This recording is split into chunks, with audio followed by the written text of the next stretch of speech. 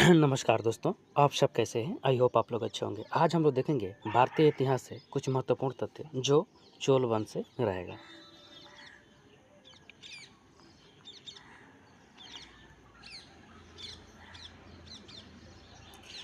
चोल वंश के संस्थापक विजयालय के द्वारा किया गया था। अंतिम शासक राजेंद्र तृतीय था और राजधानी तंजावुर बाद में गंगैकोंड या चोलमपुर किया गया था। पूर्व मध्य काल या 8वीं शताब्दी में चोल वंश की स्थापना विजयालय के द्वारा किया गया था। इन्होंने अपनी राजधानी तंजौर को बनाया था।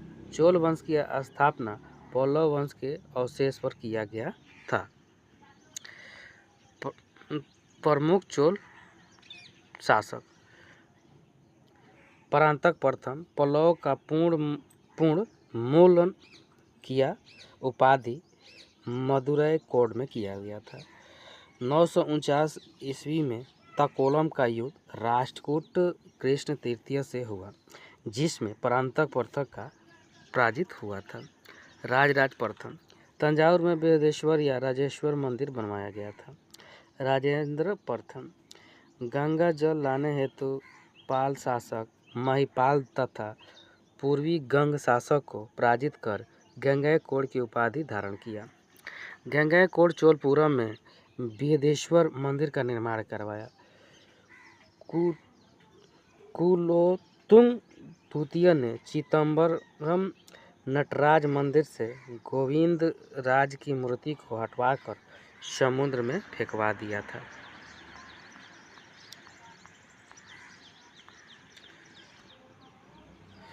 विजयालय ने नरकेसरी की उपाधि धारण की और वास्तविक चोल वंश के संस्थापक आदित्य प्रथम को ही माना जाता है, क्योंकि इन्होंने पल्लव वंश के अंतिम शासक अपराजित की हत्या करके एक स्वतंत्र चोल वंश की स्थापना की थी और इन्होंने कोडराम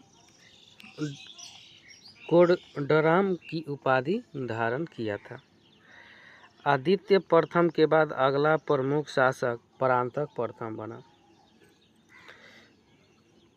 इसके शासनकाल में राष्ट्रकूट वंश के शासक कृष्ण तृतीय के साथ तकोलम का युद्ध हुआ, जिसमें परांतक प्रथम की पराजय हुई। परांतक प्रथम ने पांड्य वंश की राजधानी मदुरै पर आक्रमण करके उसे जीत लिया।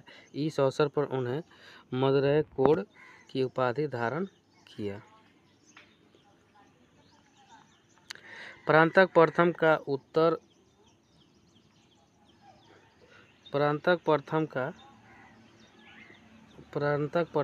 उत्तर मेरु अभिलेख से स्थानीय स्वशासन के बारे में जानकारी मिलती है। परांतक प्रथम के बाद अगला प्रमुख शासक राजराज प्रथम बना। यह चोल वंश का पहला महान शासक था। इसने भारत के बाहर भी अपना विजय अभियान किया और इस क्रम में इन्होंने श्रीलंका पर आक्रमण करके वहां के शासक को महिद फाइव को पराजित किया और श्रीलंका विजय के दौरान उन्होंने लौ रक्त नीति को अपनाया था। राजराज प्रथम ने श्रीलंका के विजय के अवसर पर अपनी राजधानी पोलुनुरवा को बनाया एवं मामुंडली चोल की उपाधि धारण किया। राजराज प्रथम शैव धर्म को मानते थे और उन्होंने तंजौर में बृहदेश्वर मंदिर का निर्माण करवाया था। इनके दरबार में दक्षिण पूर्वी एशिया के श्री शैलेंद्र शासक आए थे और नागपट्टनम में एक बौद्ध विहार की स्थापना की अनुमति मांगे। राजराज प्रथम ने चोल वंश का पहला शासक जिसे भूमि का सर्वेक्षण एवं माप करवाया था।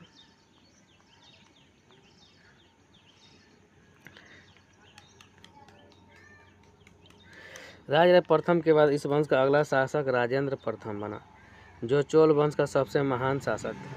राजेंद्र प्रथम अपने विशाल नौसेना के बल पर श्रीलंका, मालदीव के साथ साथ कई दक्षिण पूर्वी एशिया देश पर भी अधिकार कर लिया।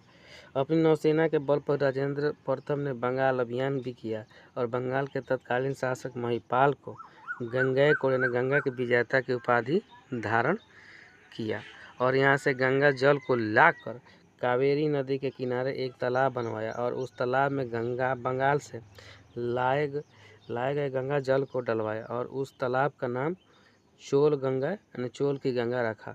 इसके अतिरिक्त इन्होंने एक नया नगर गंगैकोट चोलपुरम को भी बसाया और इसे अपनी राजधानी बनाया। राजेंद्र प्रथम चोल वंश का पहला शासक था जिसे 72 सदस्यीय दूत मंडल भी चीन भेजा था।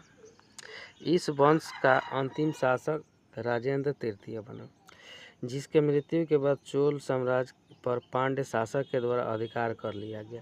चोल साम्राज्य स्थानीय स्वशासन के लिए जाना जाता है, जिसका प्रमाण प्रांतक प्रथम उत्तर मेरु अभिलेख से मिलता है। चोल प्रशासन ग्राम प्रशासन की स्वायत्ता था। गांवों की गतिविधियों की देखरेख हेतु समितियों की स्थापना किए गए और बरियम कहा जाता था।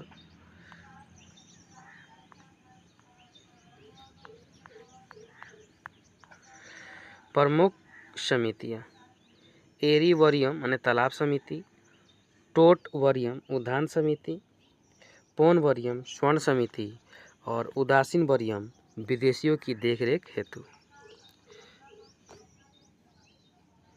चोल वंश के शासक शैव धर्म को मानते थे। कोतुलम प्रथम को ही शुंगमित्र व्रत के नाम से जाना जाता है, जिसका अर्थ होता है करों को टैक्स हटाने वाला शासक। कुलोत्तम प्रथम और राज प्रथम के बाद चोल वंश का दूसरा शासक था, जिसे भूमि माप एवं सर्वेक्षण भी करवाया था।